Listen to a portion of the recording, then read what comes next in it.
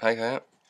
Jeg vil gerne bevise sætningen g af x plus delta x minus g af divideret med delta x.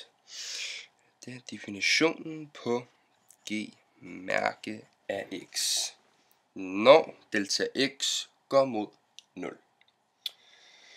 Vi har funktionen, som hedder f af x er lige med k gange g af x.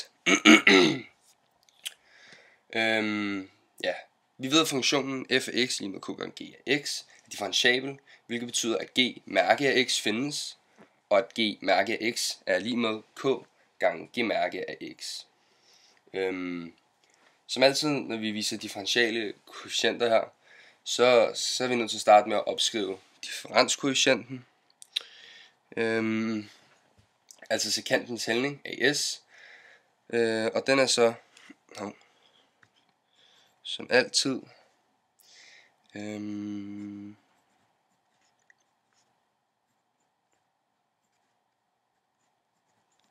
tror jeg lige op her.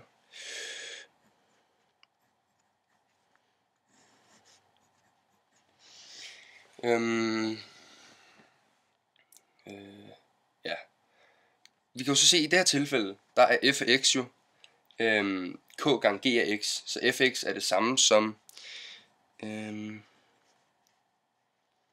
k gange g af x plus delta x minus k gange sådan her. Ja. Divideret med delta x. Ja. Næste skridt nu er så, at vi sætter konstanten k uden for en underforstået parentes. Her. Baseret på reglen om fælles faktorer uden for parentes. Og efterfølgende så differentierer vi så funktionen af x.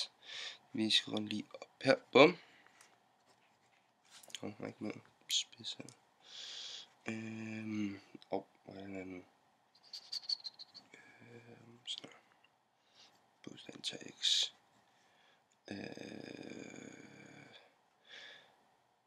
Gx selvfølgelig, og så delta x. Ja.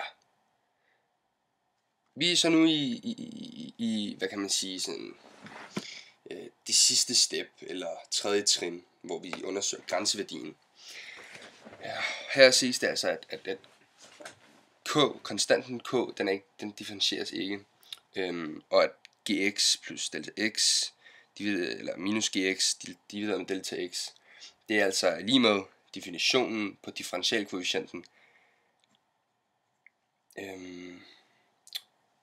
g mærke af x, sådan her.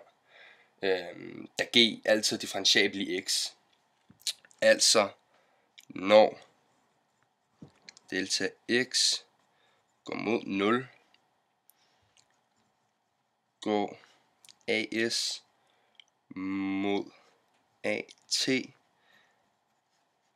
som er k gange g mærke af x. Bella, jeg sidder lige. Jeg har ikke lige tid lige nu. Snakker du? Ja, jeg laver lige noget matematik. Må jeg lige på det? Bella, nej, det må du ikke.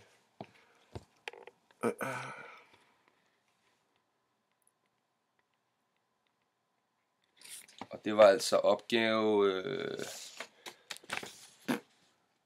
1